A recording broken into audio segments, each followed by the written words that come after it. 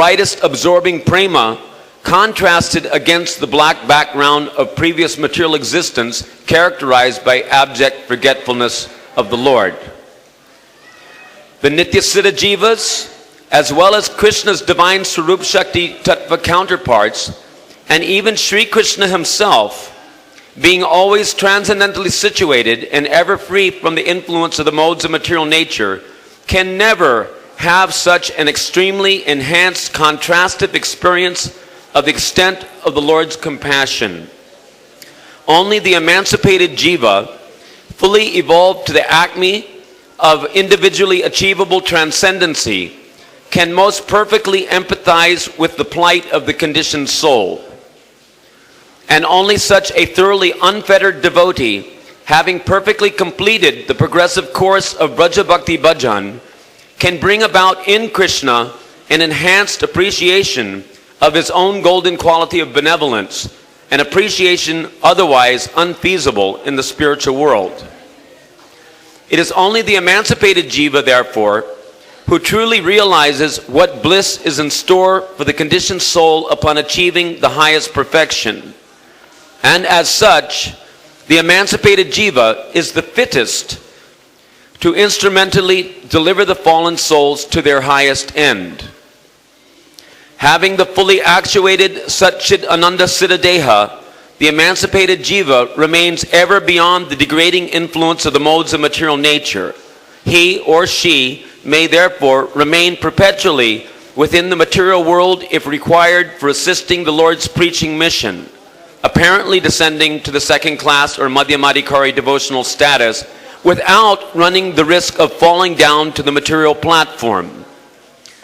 Every disciple wants Guruji to be such a fully empowered Parama Mahabhagwat avatar coming down from the spiritual world to deliver disciple-ji to the lotus feet of Krishna. We will have the rest of eternity to collect the thousands and millions of disciples if that's what Krishna wants. Not that we push the panic button, childlessly play makeshift lifeguard guru, jumping into the ocean of material existence to save, in quotes, the drowning, in quotes, souls, become overwhelmed by the tidal wave of Maya and heroically get ourselves drowned in the process. Are you still with me? It is a little distracting, you're right. It's nice that we, in all our spiritual infantility, intelligently rely on the power of our Guru's fully self-realized purports in the matter of assisting his preaching mission through the solid medium of transcendental book distribution. That is no doubt a tremendous credit. In the end, however, it would surely be preposterous to expect the books to be fully Krishna conscious for us, wouldn't it? Transcendental book distribution certainly serves to puissantly inculcate ideal spiritual standards upon humanity. That is the mercy of the Acharya Parampara, to give us some meaningful engagement along the way. Nevertheless, we should not idiotically ignore the obvious implication that it is we who have to personally learn and gradually realize the full gamut of progressive pure devotional experience. This must necessarily be accomplished by the practical application of This must necessarily be accomplished by the practical application of appropriate, authoritatively approved internal Rupanuga methodologies, notably illustrated in the writings of Raghunath Das Goswami and Vishwanath Chakravarti Pad. The point is that practically every one of us at some juncture was on the receiving end of the book distribution effort. Can I see a raise of hands of how many devotees received a book, and that is what induced them to come forward to join the Krishna consciousness movement? Did anyone ever receive a book? Huh?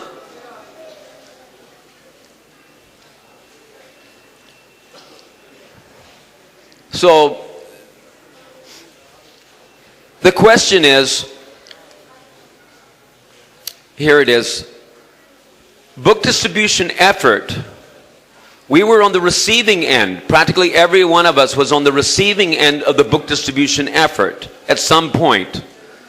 Book distribution effort means that the books were distributed to someone, and we happen to be the someones to whom the books were distributed. Why were the books distributed to us? The idea should be that the books were distributed to us to induce us to go to the highest end of realizing our eternal relationship with Krishna in one of the Braja Bhavas. Unless and until we actually go to that end, the purpose of the book distribution that was done to enable us to receive the book won't be perfectly fulfilled. Therefore, we have to go to that end to make the book distribution effort a complete success. An intelligent and thoughtful book distributor should sincerely consider, understand, appreciate, and in due course apply this principle in practical life. Otherwise, what is the meaning of the whole affair? How can we deem our transcendental book distribution a complete success unless the someones become fully absorbed in relishing the Braja Bhavas as a result of having gained an attraction and greed for them by deeply imbibing the Shastra's essential message? The someones. Who? The we someones. Pilgrims, Hare Krishna. Shh, please, quiet. Work Don't talk, no talking. Work now, samadhi later. That's all right, but what work? And how much later? How later does later have to be before later can be considered later enough? Later, after some future, God knows how many births? Restoration of one's constitutional topmost Braja Prema saturated quality of Para Dukkha Dukhi compassion toward others, as our Srila Prabhupada has. Following in the wake of the immaculate moods of the Gopas and Gopis of Vrindavan, an achievement of full-blown self-realization in terms of the jiva's highest potential are in effect one substance.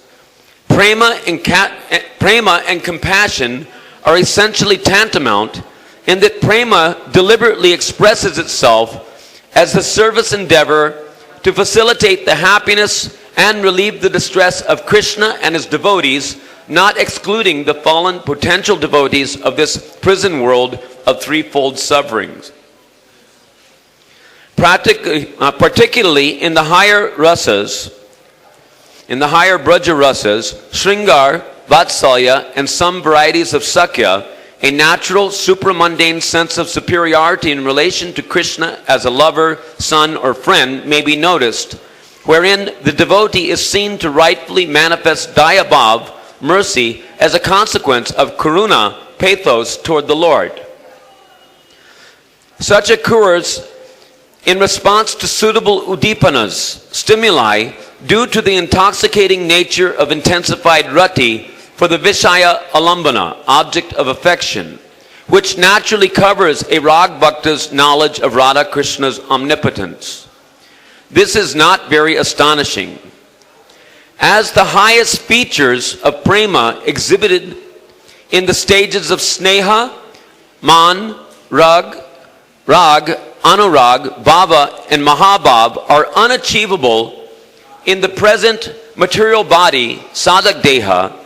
It is no laughing matter that one should progressively attend to the internal culture of the moods of Braja, for without doing so, one could never hope to manifest the suitable eternal spiritual body, siddhadeha, essentially required for prema's maximum expression. Actually, the highest premika compassion evincible by any jiva can only be gained in the company of Krishna's eternal retinue after joining his manifest earthly leelas in this material world. When that degree of prema brims over to compassionately inundate